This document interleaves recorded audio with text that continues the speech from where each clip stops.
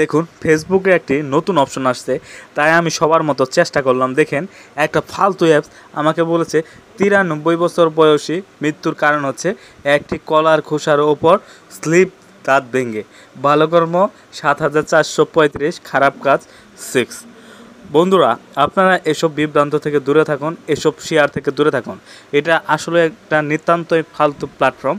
দেখেন আমার সম্মুখে কিন্তু দেখা যাচ্ছে, আপনি কিন্তু নিজ চোখে দেখতে পাচ্ছেন একটি কলা খোসা, এসব মানে খোসার উপর স্লিপ, দাঁত ভেঙে, মানে এসব কিন্তু একটা মাঝে মজার কথা, রহস্যজনক বিভিন্ন কথা বিভিন্নভাবে একটা প্রোফাইল যদি আপনি বারবার সেট করেন, তবে বারবারই কিন্তু আপনার না মানে ভিন্ন ভিন্ন অর্থ আসবে। এটা একটা অ্যাপস ওয়েবসাইট, এটা কোনো অসাধারণ কোনো বিষয় না।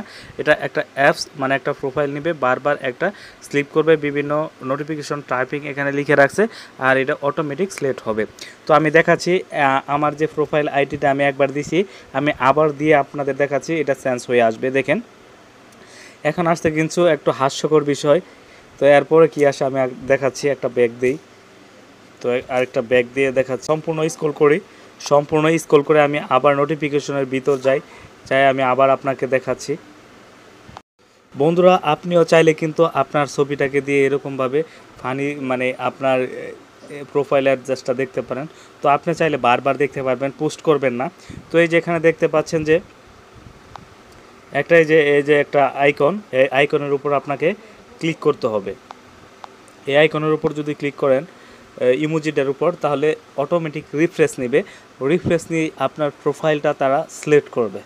তো সিলেক্ট করার পর তারা একটা নোটিফিকেশন দিবে যে আপনার প্রোফাইল রিলেটেড, এটা একটা বিনোদন সাপেক্ষ দেখেন এখন কিন্তু অন্যটা আসছে যে 71 বয়সী, বেশি খাওয়ার লোভে তাই মরি।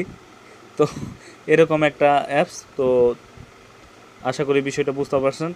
দেখা হবে নেক্সট ভিডিওতে। থ্যাংক ইউ, ভালো থাকেন, সুস্থ থাকেন।